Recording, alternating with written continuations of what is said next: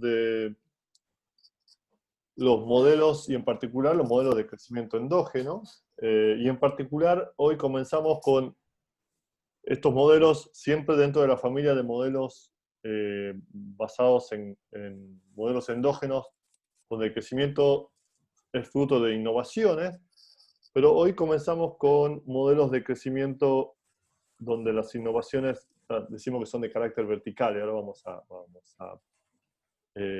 hablar a qué nos referimos con innovaciones de carácter vertical.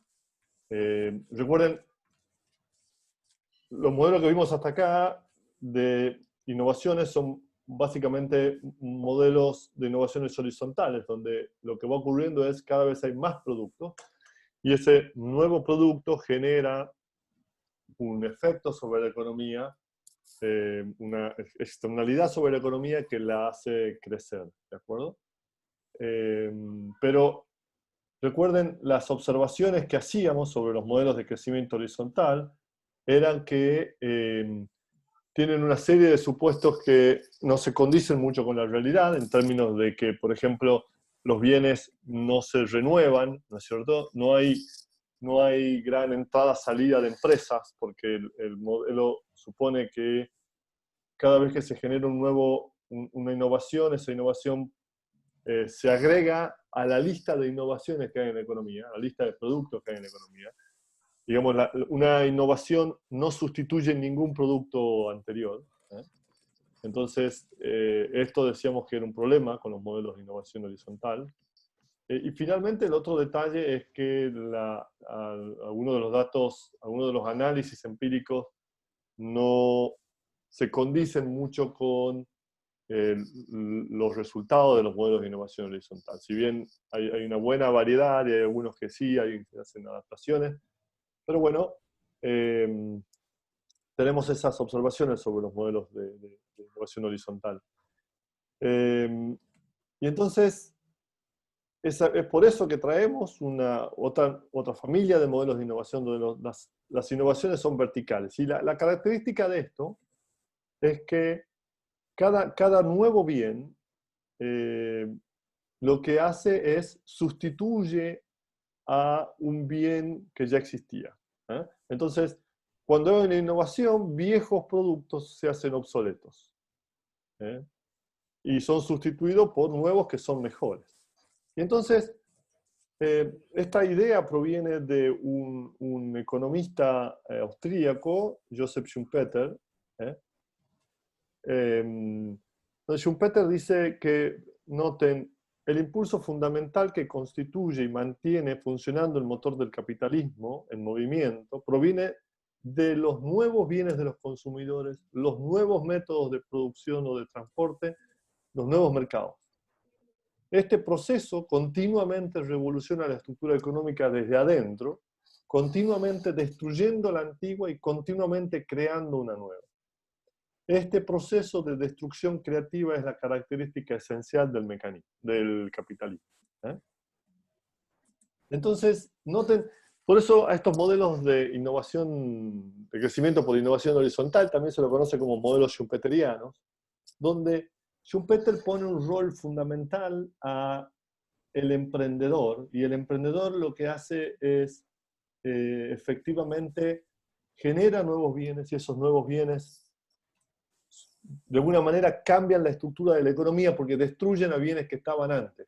Y entonces en este proceso se destruye un bien antiguo, aparece un bien nuevo, entonces cada vez que va apareciendo estos nuevos bienes se va creando una nueva economía. Entonces eso es lo que Schumpeter denomina este proceso de destrucción creativa, ¿eh? Y entonces lo que Egion y Howitt, que son los autores del libro que nosotros estamos leyendo, consiguen allá en un paper del 82, ¿eh? Es expresar esta visión del funcionamiento de la economía de Schumpeter a través de un modelo formal, ¿eh? Y la característica de los modelos formales es que nos ayudan a organizar las ideas, ¿eh? Entonces, lo que hacen Egion y Howitt en ese paper es justamente estructuran las ideas Schumpeter, las ideas centrales. Y entonces desde allí se genera una gran variedad, una familia importante de análisis a partir de esta estructura que propone Egon y Howe. Entonces nosotros vamos a estudiar el modelo más básico, ¿eh? Y de allí vamos a hacer algunas ampliaciones y vamos a estudiar algunas características, ¿sí? Entonces, el modelo tiene algunas características muy similares a los modelos de crecimiento horizontal. ¿Eh?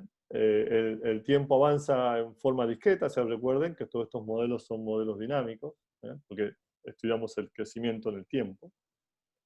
En cada periodo hay un número L de personas o hogares, ¿no?, que proveen una unidad de trabajo en forma inelástica. O sea que no es posible que entreguen media unidad de trabajo. Cada persona entrega una unidad de trabajo completa. Y su utilidad depende del consumo de un solo bien, bien final. Hasta acá es muy parecido a los supuestos del modelo de crecimiento horizontal. Noten que se produce usando trabajos y bienes intermedios, de nuevo, estamos en un mundo muy parecido. Y hay tres tipos de agentes: los que producen bienes finales, los intermediarios, que hacen investigación y son proveedores de las empresas de bienes finales, y los hogares. Entonces, sin más, vamos a ver la función de producción. Se caracteriza por, noten, tiene rendimientos constantes, ¿de acuerdo? En los factores, en el factor trabajo. Entonces depende de, acá están XT, son los bienes intermedios. Y entonces lo que nosotros vamos a notar es, noten que a L lo mantenemos constante, no tiene ningún subíndice temporal. Y entonces lo que va a ocurrir en esta economía es que la característica, la tecnología AT, ¿no es cierto?, que determina la eficiencia del trabajo, va a estar muy asociada al bien intermedio. Entonces, cada vez que haya un bien intermedio nuevo, ese bien intermedio nuevo lo que va a traer es una mejora de la eficiencia con la cual se hace el trabajo en la producción de bienes finales. Y entonces, esta mejora va a ser, la mejora en la productividad, ¿no es cierto?, va a ser el motor de crecimiento de esta economía.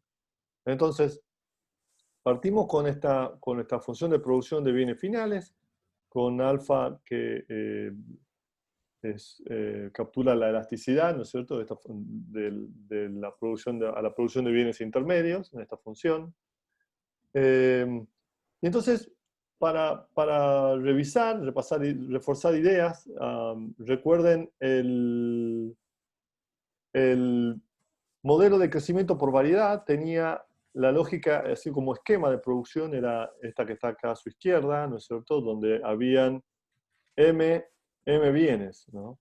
Y entonces en el tiempo T había M bienes, y entonces la característica del crecimiento se daba porque aparecía un nuevo bien, y ese se convertía en un insumo a la producción de bienes finales, y eso hacía que la economía crezca, digamos. En estos modelos de crecimiento evolutivos o schumpeterianos, o de innovación vertical, lo que ocurre en el modelo básico es que tenemos un solo bien intermedio. Y entonces lo que va a pasar es que cuando tengamos una innovación, lo que va a ocurrir es que va a aparecer un nuevo bien, ¿no?, un nuevo bien intermedio. Y ese nuevo bien intermedio lo que va a hacer es va a sustituir a al que ya estaba. Y entonces vamos a tener el nuevo bien que es mejor que el anterior. ¿Y en qué término es mejor? Va a ser mejor porque tiene una eficiencia, transmite una eficiencia tecnológica más alta que la del bien anterior. Y entonces este es el esquema, digamos. Este es el esquema. Nosotros vamos a trabajar ahora en este mundo que está acá, en el mundo de este crecimiento schumpeteriano. Y noten, en todos los bienes finales se producen con trabajo y bienes intermedios. Así que nos movemos en este esquema. Y entonces vamos a hablar de lo que pasa con los bienes intermedios, o el bien intermedio, si quieren, en este modelo. Entonces, recuerden, el intermediario es un monopolista, eh, quien está vendiendo aquí vende su bien como monopolista. Um, los bienes intermedios se producen usando una unidad de bien final. Esto es exactamente como describíamos la producción de bienes cuando había innovaciones por variedad, ¿no es cierto? Innovaciones horizontales, es decir, para producir un bien intermedio necesito una unidad de bien final. Es decir, la función es una función de producción muy simple, digamos, es X igual a Y, ¿no? O sea, si yo necesito producir 3 bienes intermedios, necesito 3 unidades de bienes finales. Y entonces los bienes finales no usados para producir están disponibles para consumo, para investigación. ¿Sí? Entonces, básicamente el valor agregado o el Producto Bruto Interno de la economía es la producción de bienes finales menos el uso de bienes intermedios, ¿no es cierto? Entonces, fíjense, este mundo es exactamente igual que el mundo de crecimiento por variedad. Y entonces vamos a ver lo que hace el monopolista de bienes intermedios. Noten, nuevamente, esta es su función de beneficio. Entonces tiene las ventas menos costo, ¿no es cierto? El, el precio será igual, el precio, recuerden, del monopolista, al cual le vende al productor de bienes finales. Recuerden, acá está el productor de bienes finales y el monopolista le está vendiendo. Entonces, al precio al cual le vende es un precio de monopolio, por lo tanto le extrae todo, trata de extraerle toda la renta, y eso hace que iguale el precio, ¿no es cierto? El monopolista iguala su precio al ingreso marginal o al producto marginal que genera el bien XT, ¿no? Entonces, el monopolista, noten, se queda con todo lo que genera un bien, el último bien que le da al productor de bienes finales, todo el producto marginal de ese bien, el monopolista se lo queda. ¿Eh? Y entonces, la derivada con respecto a X de la función de producción es igual a esto. ¿Eh? Por lo tanto, ¿no es cierto? Si yo sustituyo este P aquí, me queda que esta es la función de beneficio eh, de del monopolista expresada en términos de la cantidad de bienes intermedios que produce, ¿no? Entonces, la pregunta es ¿cuántos bienes intermedios debe producir el monopolista para maximizar este beneficio? ¿No? Y entonces, acá tenemos la función de beneficio y entonces el monopolista lo que hará es averigua cuál es la cantidad que debe producir tal que no le genere, la última unidad no le genere ningún beneficio, es decir, la condición de primer orden, ¿no es cierto? Entonces, la condición de primer orden, si nosotros resolvemos, derivamos esto con respecto a xt y despejamos, hacemos un poco de álgebra, nos queda que la cantidad óptima de bienes intermedios que maximiza el beneficio está dada por esta ecuación. ¿Eh?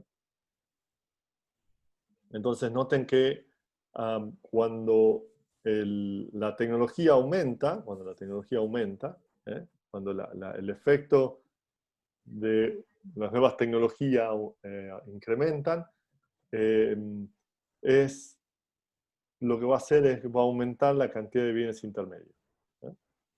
Que se producen y que maximizan el beneficio. Entonces aquí ya comenzamos con algunas diferencias con respecto a los modelos de crecimiento horizontal, porque ahora en el modelo de crecimiento horizontal la cantidad de bienes intermedios se mantenía constante, la que producía cada monopolista. En cambio ahora el monopolista en realidad cada vez que es más eficiente para producir, lo que hace es produce más. ¿Eh? Entonces, esto es un primer elemento.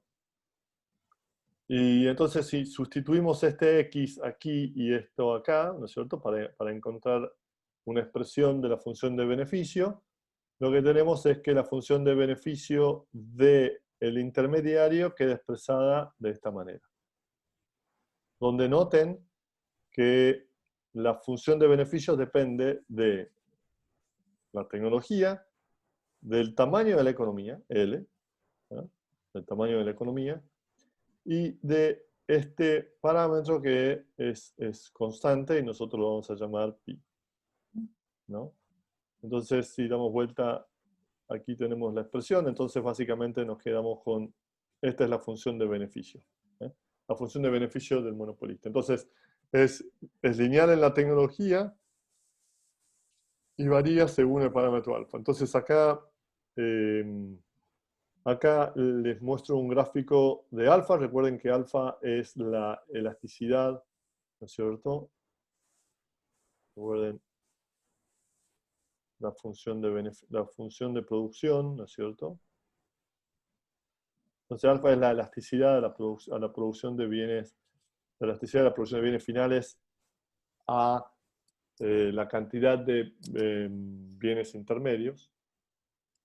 Y entonces, noten que esta función pi, ¿no es cierto? La función de beneficio, al principio aumenta con alfa, pero luego comienza a disminuir. Entonces hay una, o sea, no es lineal en alfa, no es que cuando alfa, no es monótono en alfa, no es que cuando alfa aumenta, el beneficio aumenta, sino que hay un punto de elasticidad que es el que más le conviene a la economía, de manera de que genere el mayor beneficio para los intermediarios, ¿no es cierto? Y es un valor que se encuentra entre 0,2 y 0,4.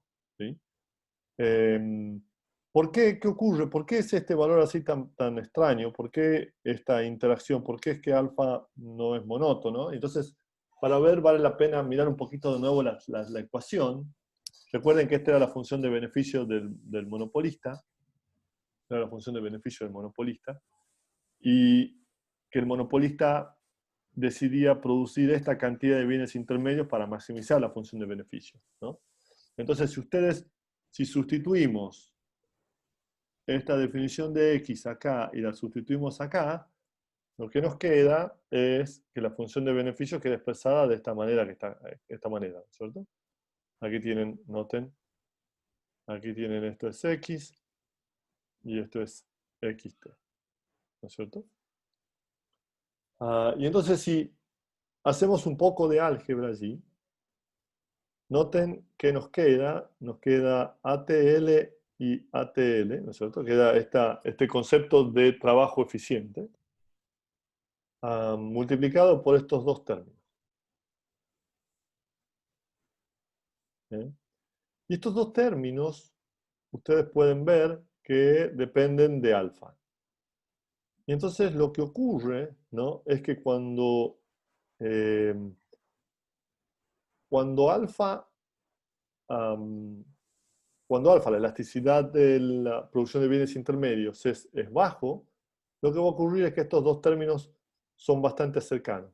¿Eh? Los dos términos son bastante cercanos a cero, o sea, las ventas y los costos son cercanos a cero.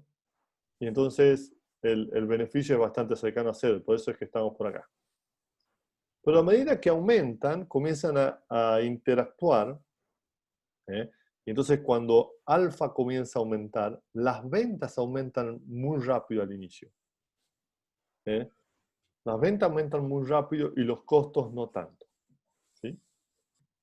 Eh, y lo que va a ocurrir es para un valor de alfa ya, piensen para un valor de alfa alto, un valor de alfa cercano a 1,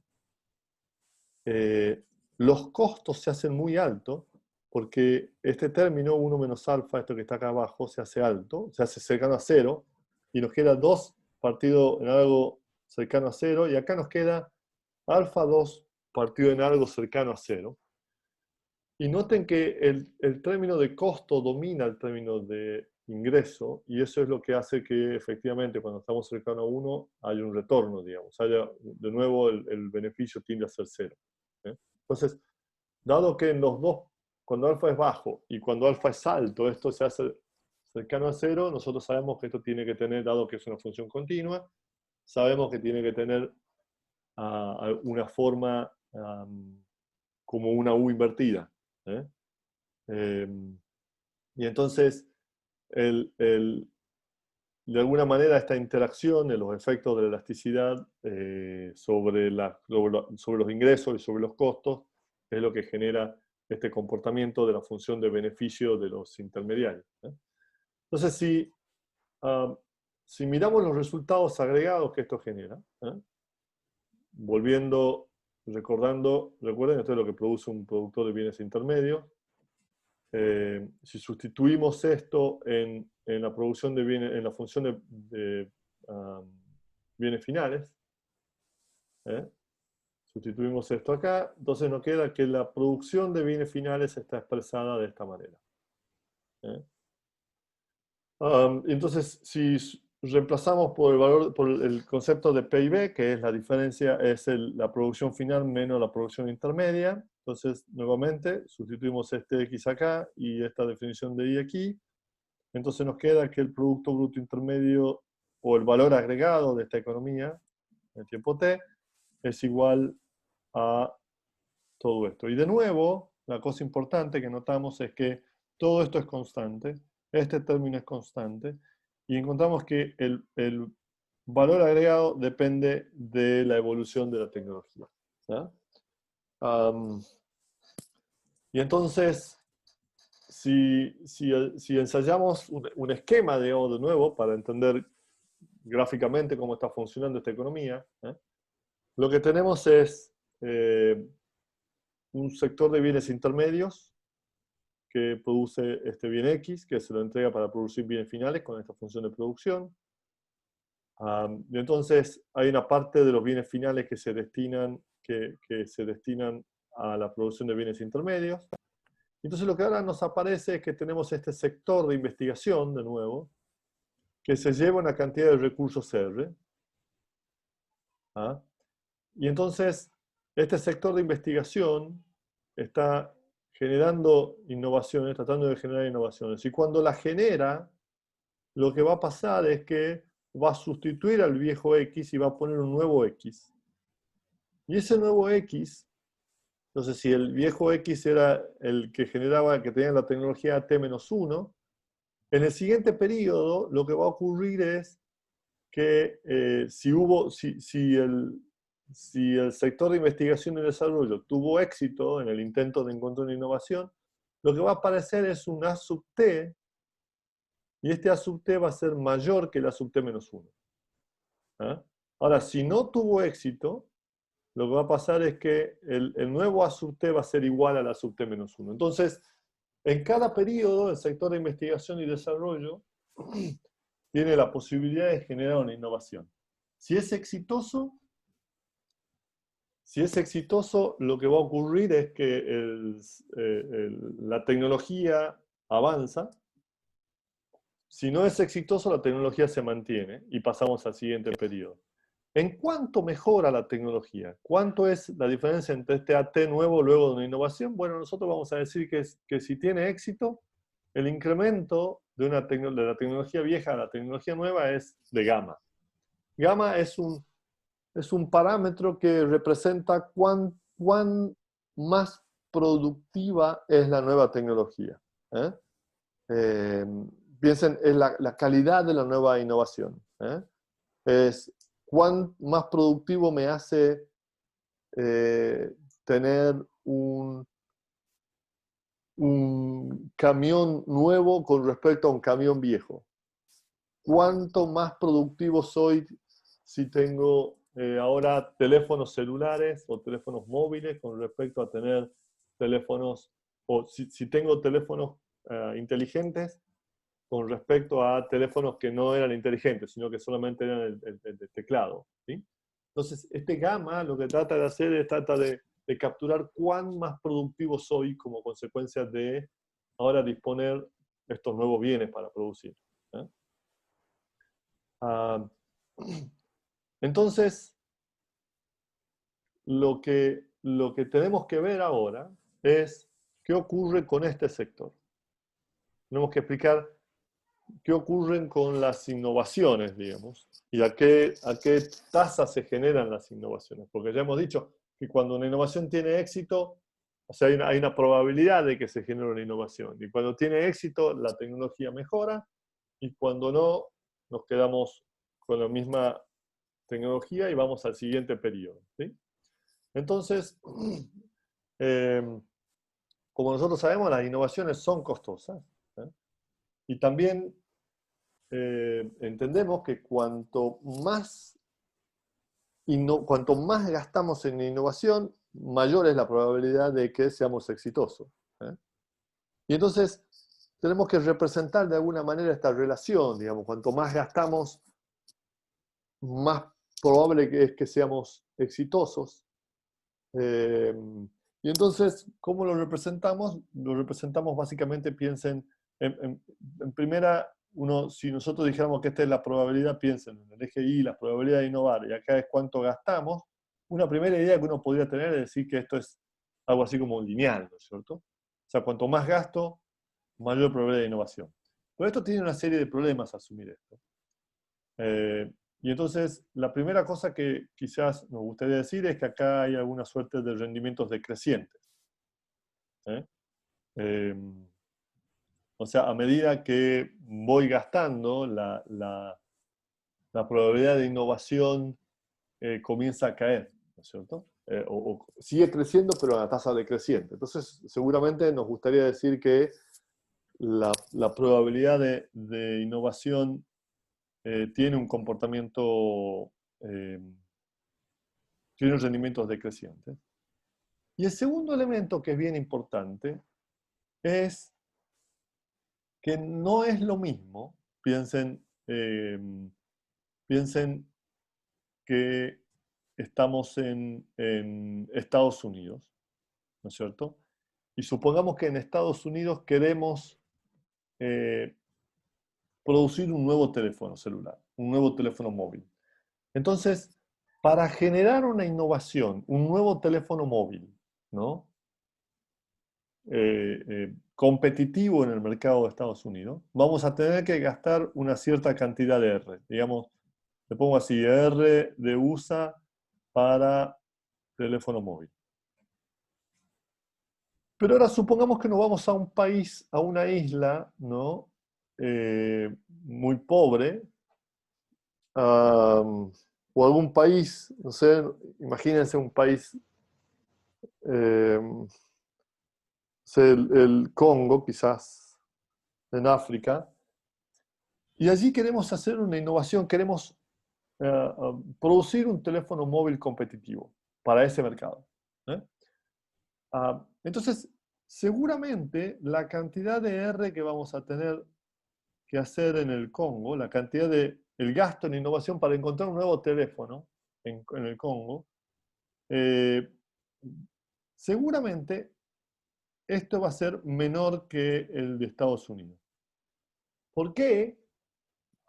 Bueno, de alguna manera, la frontera tecnológica de teléfonos celulares de Estados Unidos es mucho más avanzada que la frontera tecnológica de teléfonos celulares en el Congo. ¿Eh?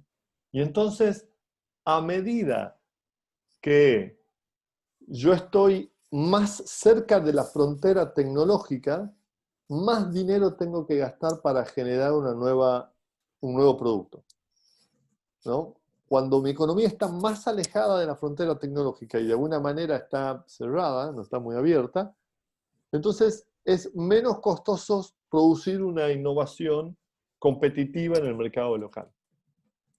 ¿Se entiende esta idea, no?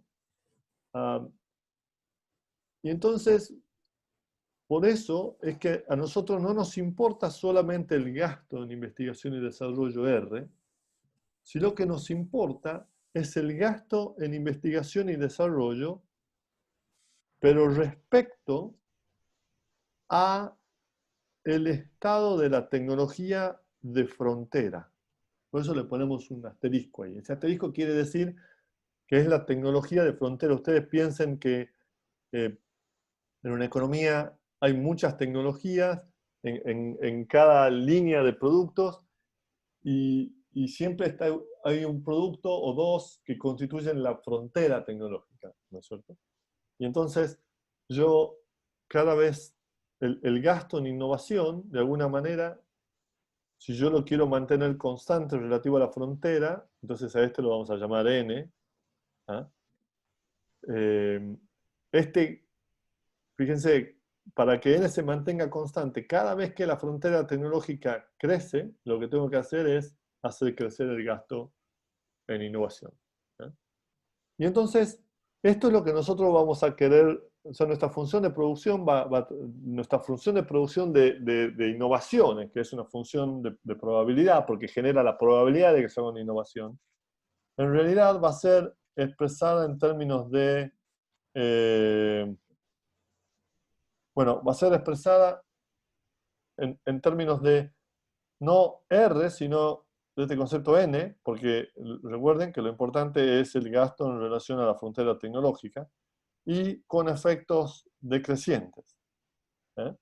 Entonces, es por eso que llamamos mute, esto es la probabilidad de que haya una innovación, mute es la probabilidad de innovar, va a depender de una función que la llamamos psi, ¿eh?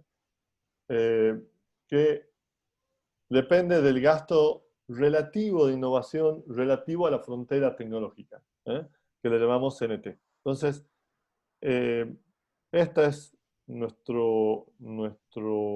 función de producción de innovaciones. Y recuerden que psi tiene rendimientos decrecientes. O sea, NT puede crecer, pero a medida que crece, aumentan las probabilidades de innovar, pero a una tasa decreciente. ¿Eh? Entonces, fíjense, para hacerlo operativo, el concepto de frontera tecnológica, pensemos que va a ser, es el estado, la tecnología que existiría si es que se produce una innovación dado la tecnología que había en el tiempo T-1. Entonces, básicamente es la última tecnología disponible, digamos, que existiría si hay una innovación. Entonces, noten, para hacerlo más concreto, adoptemos una forma funcional de mu sub t, ¿no es cierto?, que sea lambda de nt a la sigma, donde sigma, ¿no?, es un número que varía entre 0 y 1, y esto entonces captura los rendimientos decrecientes. Noten, este sigma lo que hace es que efectivamente la función sea así, ¿no es cierto? Acá tengo la probabilidad. Y donde el lambda es un parámetro que representa la productividad para hacer innovación. Para un cierto gasto relativo a la frontera tecnológica, cuáles son nuestras capacidades de innovar. ¿Sí? Muy bien. Entonces, noten un poco la característica de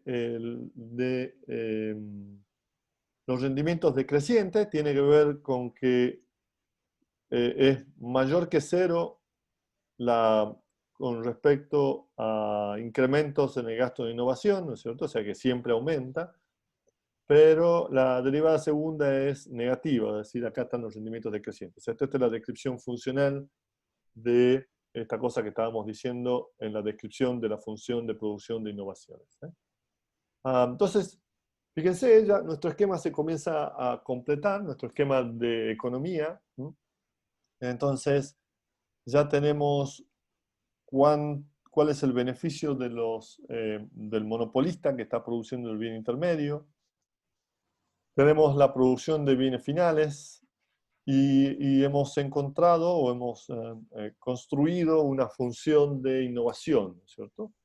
Una función de producción de innovaciones que depende de los recursos R destinados a innovación y del estado de la frontera, del estado de la frontera tecnológica, ¿no es cierto? Entonces, fíjense cómo funciona esta economía, ¿no es cierto? Se produce un bien intermedio, con eso se producen bienes finales, hay una parte que va a producirse más bienes intermedios, hay otra parte que se destina a la producción de innovaciones, acá faltaría una tercera parte que va a consumo, ¿de acuerdo? Y entonces, acá se intenta generar una innovación con los recursos destinados, y va a depender de mu. Puede ser que en un periodo puede ser que haya una innovación, en ese caso la innovación vendrá por acá y sustituirá al productor de bienes intermedios, aumenta la eficiencia tecnológica y eso hace que se produzcan más bienes, ¿no es cierto? Pero también puede ocurrir que en un periodo no hay una innovación, ¿no es cierto? Y entonces el monopolista sigue siendo el mismo y la tecnología no avanza. ¿Eh? Entonces, esto es el esquema. Vamos a terminar de consolidarlo ahora. Noten, vamos a analizar la decisión de qué cantidad de recursos R se destinan a investigación y desarrollo. Y entonces para ello veamos, en primer lugar, cuál es el ingreso esperado de alguien que está en el sector de investigación y desarrollo. Entonces el ingreso esperado de un emprendedor, o sea, las ventas esperadas, piensen, será psi de n sub t, ¿no es cierto? O sea, y esto recuerden que es la probabilidad de que genere una innovación, por el beneficio que me va a dar esa innovación dado que soy el monopolista. Pero es el beneficio como cuando yo genero una innovación, genero la tecnología de frontera, ¿no? Entonces es el beneficio pi estrella, digamos, ¿sí? Donde pi estrella es pi minúscula por la tecnología de frontera por L. Y esto ya lo habíamos visto. Entonces, esto que está acá es el ingreso esperado, es decir, las ventas esperadas. ¿Por qué le decimos ventas esperadas? Recuerden, porque es la probabilidad de que genere una innovación por el ingreso que me genera esa innovación, dado que soy el monopolista. ¿Eh? Entonces, tengo acá el concepto de ingreso esperado, ¿no es cierto? Y entonces el beneficio esperado del que está en el sector de investigación y desarrollo va a ser el ingreso esperado menos el costo. Y el costo es RT, ¿no? El costo es los recursos que son destinados a investigación y desarrollo. Entonces, ¿cuál es el óptimo que va a gastar alguien que está en el sector de investigación y desarrollo? O sea, ¿cuál es el óptimo que va a gastar un emprendedor? Bueno, es la cantidad que maximiza este beneficio. Y eso es la cantidad de R que hace que esta condición de primer orden sea igual a cero. Dicho, interpretando esto, significa que voy a gastar recursos en innovación y desarrollo hasta que la siguiente unidad que gasto ya no me genera ningún beneficio, ¿cierto? Entonces, si derivamos esto con respecto a R, es la derivada de la función de producción, ¿no es cierto? Por RT, y me queda 1 partido en AT estrella, por pi t estrella, ¿cierto? Menos 1, que es la derivada de RT, igual a 0. Entonces, si hacemos, recuerden la definición de pi t, acá está, ¿no es cierto? Pi t estrella es igual a pi minúscula por A estrella por L. Entonces, este AT se va con este A, y me queda esta condición que está expresada aquí de esta manera, ¿ah? Que fíjense que es el producto marginal, ¿no es cierto?, de una unidad de recurso destinado a innovación tiene que ser igual a 1. ¿Ah? Y esto es así porque esto es el costo marginal, digamos. Entonces, básicamente lo que estamos diciendo acá es que el ingreso marginal es igual a costo marginal. ¿Cuánto me cuesta destinar una unidad a investigación y desarrollo? Una unidad, ¿no es cierto? Por eso es 1. Ese es el costo de 1 peso. Y entonces, lo que me cuesta, ¿no es cierto?, destinar a investigación y desarrollo, o sea, en el punto en el cual estoy maximizando, tiene que ser igual a mi ingreso marginal. ¿Y mi ingreso marginal de qué depende? Depende de cuánto cambia la probabilidad cada vez que yo incremento los recursos, ¿no? Más esta parte que es la parte, digamos, constante del beneficio que me genera esa innovación, ¿no es cierto? Entonces esto va a ser nuestra ecuación de arbitraje, digamos, drásticamente. Y entonces la cosa importante, ¿no? Fíjense, si sustituimos para la función de producción que estábamos trabajando nosotros, para hacerlo más concreto, usamos esta función de producción, usamos esta, lambda por nt. Entonces, si derivamos lambda por nt, ¿no es cierto?, me queda lambda nt sigma menos 1 por sigma. esto que está acá, igual a 1, entonces esta es la condición de primer orden, esta es la first order condition. Y entonces acá podemos despejar n. Entonces, pasando todos los otros, haciendo un poco de álgebra, me quedo con un valor de n, ¿no es cierto? Me quedo con un valor de n que es igual a todo esto. Y recuerden que n era igual a r partido en at, ¿no es cierto? Y lo que esto nos está diciendo, noten que sigma, lambda, pi, L y sigma son todos constantes. Entonces lo que esto nos está diciendo es que cuando todos los agentes deciden lo mejor para ellos, este ratio, el ratio de R partido en AT, tiene que ser constante todo el tiempo. Dicho de otra manera, cada vez que aumenta la frontera tecnológica, hay que incrementar el gasto en innovación. De manera que se mantenga siempre constante ese ratio. Entonces, esto es la primera cosa que nos está diciendo. Y claro, al mantenerse ese ratio constante, si yo tomo este n y lo sustituyo en la función de producción de probabilidad de innovación, lo que me da es que la probabilidad de innovación, que la vamos a llamar mu, también es una constante. Entonces, en equilibrio, digamos, cuando todos los agentes están decidiendo lo mejor para ellos en esta economía, la probabilidad de generar una innovación se mantiene constante. Naturalmente, la economía, ajustamos todos los parámetros, ajustamos lambda, ajustamos pi, ¿no es cierto? Y L, de manera que mu siga siendo una probabilidad, es decir, que esté entre 0 y 1. ¿Sí? Muy bien. Entonces, noten, le agregamos ya el último detalle, si se quiere, al modelo, en términos de que acá tenemos ya todo el esquema completo, ¿eh? Ya con todos los agentes decidiendo, tomando la mejor decisión posible, tenemos que el beneficio del monopolista está dado por esta ecuación que está acá. Tenemos que la producción de bienes finales en equilibrio depende de ATL, ¿no es cierto? Depende de ATL. Varía, se va aumentando la producción final a medida que A aumenta. Pero A aumenta en cada periodo con una probabilidad mu, que a la vez depende de la productividad para generar innovaciones, de sigma, que es el parámetro que representa, recuerden, es sigma varía entre 0 y 1. Si queremos que los rendimientos sean decrecientes.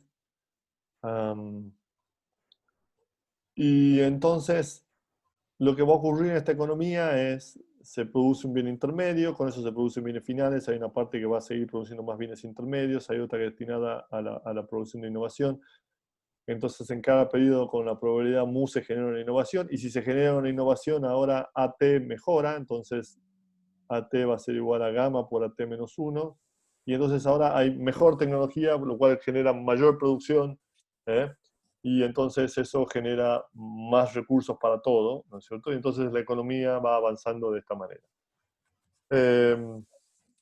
Esta economía en la cual ya vimos que el valor agregado de toda la economía, el producto bruto de la economía, queda determinado por esta ecuación que está acá.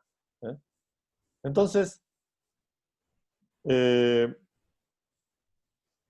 aquí simplemente, nada, es el mismo esquema, reforzando solamente la idea de que este ratio entre innovación y frontera tecnológica se mantiene constante.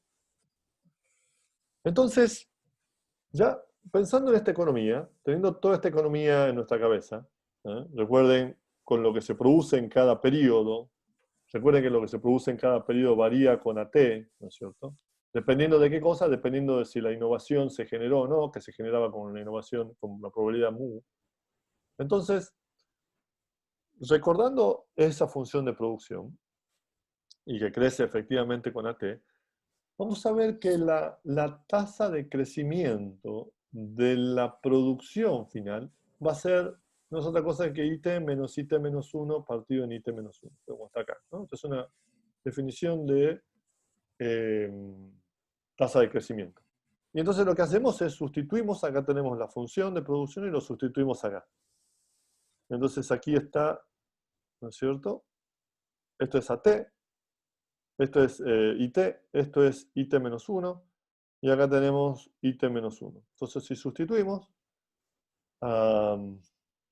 noten que en esta ecuación L se va con L, este término se va con todo este término, y lo que me queda es esta expresión que está acá para decir que efectivamente, y está bien, ¿no? La tasa de crecimiento de la producción final es igual a la tasa de crecimiento de la tecnología, ¿eh? Es decir, la tasa de expansión de la tecnología, ¿eh? Y si nosotros miramos el crecimiento del PIB, del valor agregado, que lo habíamos visto que se describe de esta manera, entonces ponemos la tasa de crecimiento del PIB o del GDP en inglés.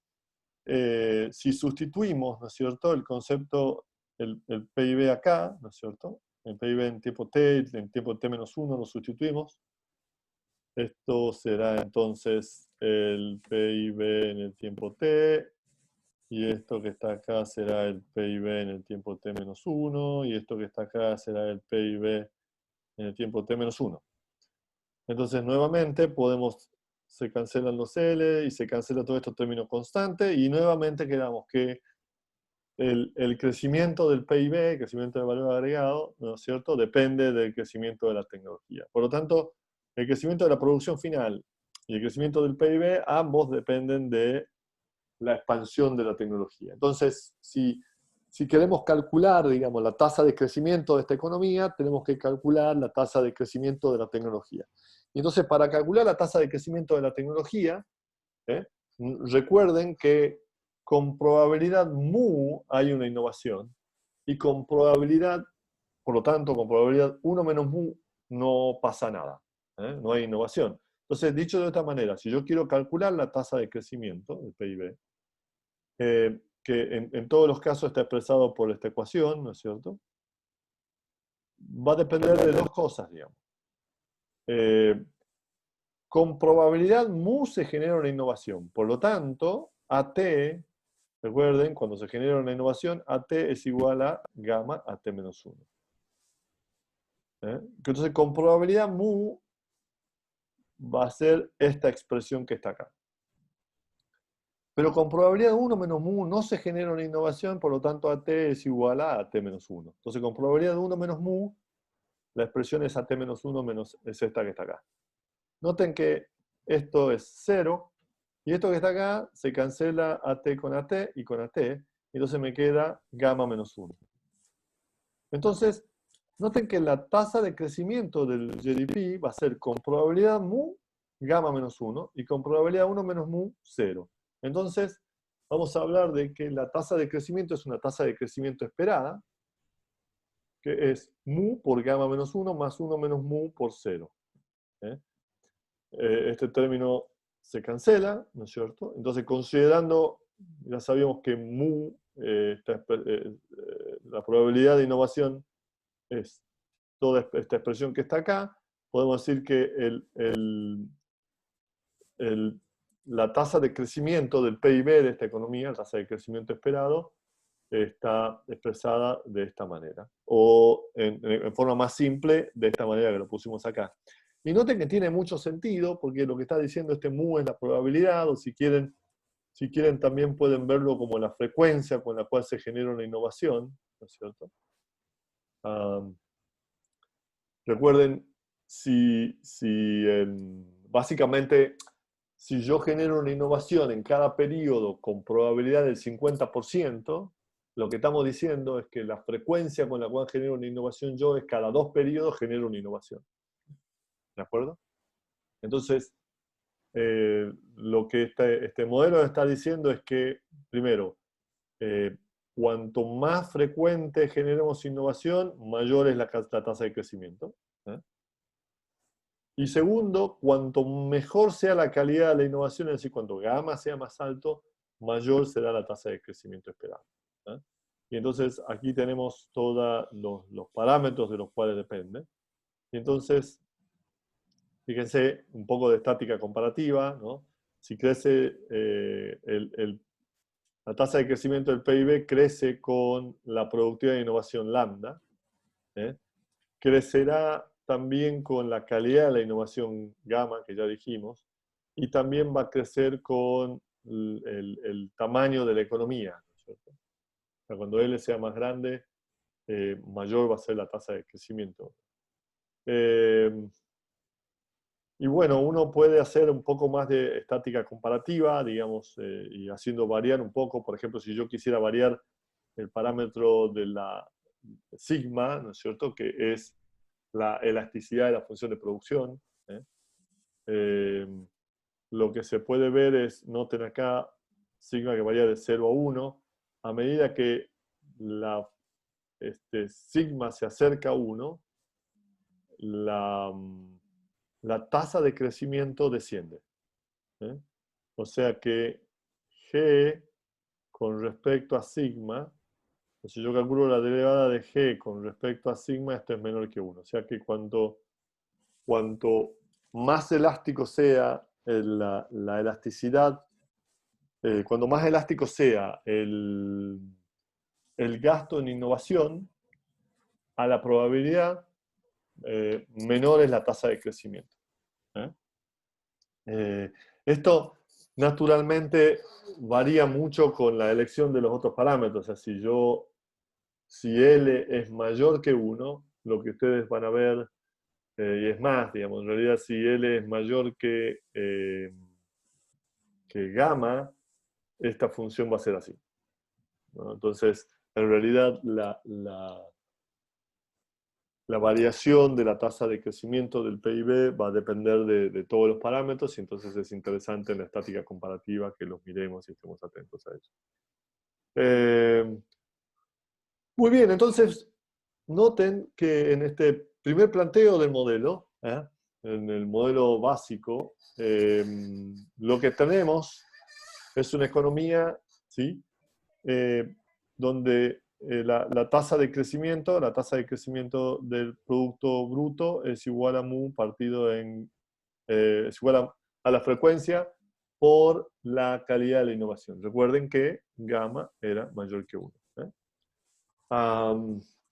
Entonces, en esta economía schumpeteriana, lo que estamos teniendo, de nuevo, son estas innovaciones que destruyen a las viejas innovaciones, y eso va transmitiendo una mejora en la calidad, un incremento de la producción, y al mismo tiempo este incremento en la producción va asignando más recursos a innovación, ¿eh? De manera que de manera que se pueda mantener constante esta probabilidad de generar innovaciones, y entonces la economía funciona de esa manera. Muy bien. Chicos, ¿alguna pregunta, comentario, duda? Mm, Yo, No, comentario. Fue bien rápido. ¿Cómo? Hoy día fue bien rápido. En 20 minutos. una Sí. pregunta. eh, Recuerden que una de las cosas que hemos conversado es que la idea es hacer clases un poco más cortas, porque entiendo que es más costoso mantener la, la concentración. Y entonces estamos trabajando, por lo menos yo, para que las clases sean un poquito más cortas y tengamos un poquito de interacción, digamos, ¿eh? ¿Flavio? yo quería saber si dónde quedaba por ejemplo, la innovación en carreteras como un nuevo atajo para para las personas que están manejando. No sé si me entiende. Sí, claro. Bueno, piensa en general, ¿no es cierto? La construcción de nuevas carreteras, am, lo que de alguna manera hace es aumenta productividad con la cual tú te trasladas. ¿De acuerdo? Sí, sí. Y entonces este incremento de productividad con la cual tú te trasladas es, ¿en qué se refleja? Se refleja en que el productor de bienes finales ahora produce más, ¿ah? O puede producir con mayor eficiencia, porque efectivamente ahora es más eficiente en el traslado. Y entonces, al ser más eficiente en el traslado, lo que estamos haciendo es, estamos incrementando la productividad de toda la economía. No, estamos incrementando la productividad de un productor, pero ese incrementa, tiene efectos sobre toda la economía. ¿Se entiende? Sí, sí, sí. Entonces, la lógica es esa. La lógica es cuando hay una nueva carretera, esa nueva carretera, piénsala como si fuese un bien intermedio, digamos, o un servicio intermedio. Y entonces lo que está pasando es que ahora ese servicio intermedio es mejor, es de más calidad o es más eficiente. Y eso lo que hace es que incrementa este concepto de tecnología que lo hemos denotado con la letra A. Y entonces al aumentar ese concepto de tecnología, lo que genera es una mejora en la producción final. ¿Sí?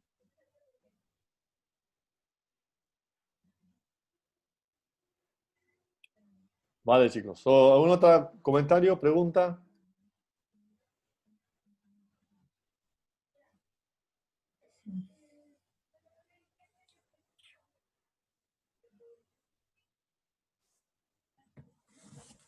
¿No? Bueno, entonces, sin más, nos vemos el martes. Recuerden, para quienes quieren completar el trabajo, ya está la tarea asignada y demás. Si tienen cualquier duda, consulta, no dejen de hacerlo.